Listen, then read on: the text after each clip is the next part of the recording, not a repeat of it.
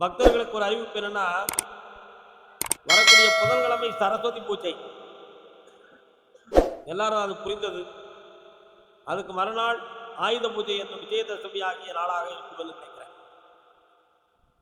இப்போ நம்ம ஒரு பெரிய விஷயம் எப்படின்னா, புதன்கிழமை உத்தரவு வாங்கிறது, வியாழக்கிழமை சாமி சொல்றது, வெள்ளிக்கிழமை சாமி சொல்றது, ஞாயிற்றுக்கிழமை அன்னைக்கு நமக்கு யாகம் இருக்கு 5ஆம் தேதி.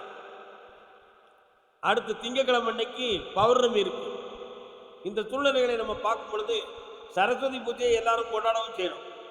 அப்போ வியாழ வெள்ளியை வச்சோம்னா அந்த யாகம் பௌர்ணமி ஆகிய தொடர்ந்து கோயிலில் விடாப்பியான வேலையாக மாறி போயிடும்.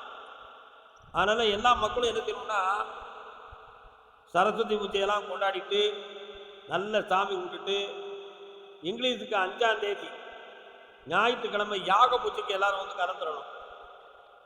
சரிண்ணா? 6ஆம் தேதி பௌர்ணமிக்கும் எல்லாரும் வந்துடணும்.